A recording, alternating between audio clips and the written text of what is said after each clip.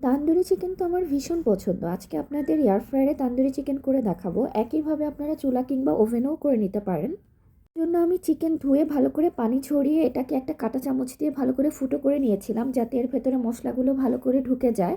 এবার আমি আলাদা একটা পাত্রে মশলাটা রেডি করে নিচ্ছি। এর জন্য আমি দিয়েছি টক দই, সাথে আমি দিয়ে দিয়েছি তান্দুরি মশলা। আপনারা আপনাদের পছন্দ অনুযায়ী যে কোনো ব্র্যান্ডের তান্দুরি মশলা ইউজ করতে পারেন। আর আমি দিয়েছি কাশ্মীরি রেড চিলি পাউডার। এটাতে তেমন কোনো ঝাল নেই, কিন্তু এটা খুব সুন্দর একটা কালার দিবে।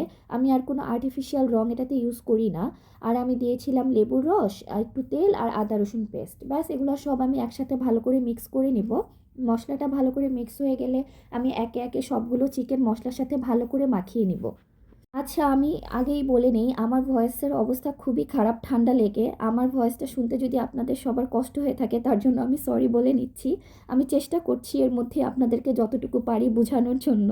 চেষ্টা করবেন চিকেনটাকে সারা রাত ম্যারিনেট করে রাখতে, তাহলেই বেস্ট রেজাল্টটা পাবেন। কিন্তু আপনাদের হাতে যদি সময় না থাকে, তাহলে অ্যাটলিস্ট 3 ঘন্টা এটাকে ম্যারিনেট করে রাখবেন। তো এই তো আমার তান্দুরি চিকেনের ফাইনাল লুক। কেমন লাগলো অবশ্যই কমেন্ট করে জানাবেন। আর আমার ভিডিওগুলো যদি আপনাদের ভালো লাগে, অবশ্যই আপনাদের ফ্রেন্ডস অ্যান্ড ফ্যামিলির সাথে শেয়ার করে দিবেন। ভালো থাকবেন সবাই, আল্লাহ হাফেজ।